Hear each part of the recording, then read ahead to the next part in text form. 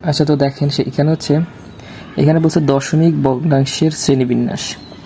এখানে 3টা পয়েন্ট আছে, একটা হচ্ছে সসীম দশমিক ভগ্নাংশ, আর একটা হচ্ছে আবৃত দশমিক ভগ্নাংশ, আর একটা হচ্ছে অসীম দশমিক ভগ্নাংশ।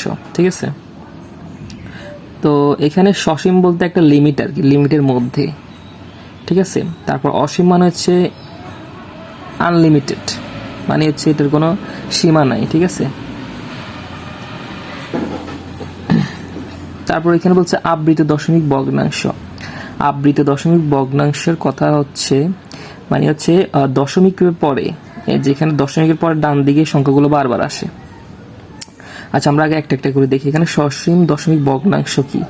এখানে সসীম দশমিক ভগ্নাংশ বলছে সসীম দশমিকে দশমিক চিহ্নের ডান দিকে সসীম সংখ্যক অঙ্ক থাকে। অর্থাৎ এখানে সসীম দশমিক ভগ্নাংশ বলতে এই যে এখানে দশমিকের পরে 0.23 তারপর আর নাই।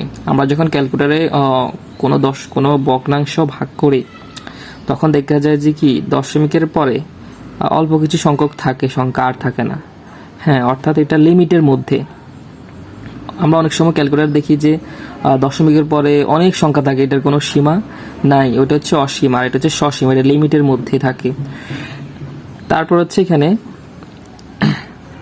আমরা যদি এখানে সসীম দশমিক ভগ্নাংশ যদি আরো ভালো করে বুঝতে চাই, তাহলে এখানে খাতায় যদি খেয়াল করো, ধরো হচ্ছে এখানে আমি লিখলাম যে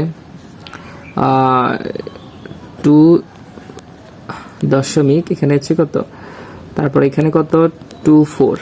ঠিক আছে, আরেকটা লিখলাম হচ্ছে 2.2356, তারপর হচ্ছে 7, 8, আরও আছে। এটা দশমিক ক্যালকুলেটর এরকম থাকে, অনেক মান আছে। ঠিক আছে, তো সেক্ষেত্রে এখানে 2.24 এটা হচ্ছে কি একটা সসীম দশমিক ভগ্নাংশ, কারণ এটা লিমিটের মধ্যে আছে, এটা লিমিটের মধ্যে আছে। ঠিক আছে, তারপর এখানে আবৃত দশমিক ভগ্নাংশ। আবৃত দশমিক ভগ্নাংশ কি বলছে?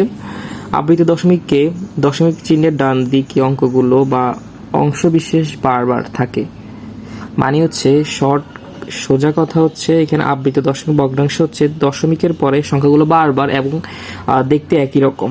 ঠিক আছে, যেখানে এখানে এখানে কি লিখছে 3.33 আরো আছে এখানে, মানে সংখ্যাগুলো বারবার দেখতে একই রকম। তারপর এখানে 2.45454545 এরকম, মানে কি দশমিকের পরে সংখ্যাগুলো বারবার আসে, এটা হচ্ছে আবৃত দশমিক ভগ্নাংশ। তারপরে এখানে অসীম দশমিক ভগ্নাংশ। অসীম দশমিক ভগ্নাংশ মানে হচ্ছে অসীম দশমিক ভগ্নাংশে দশমিক চিহ্নের ডান দিকের অঙ্কগুলো কখনো শেষ হয় না। অর্থাৎ এই যে দশমিকের পরে অঙ্কগুলো শেষ নাই, আসবেই।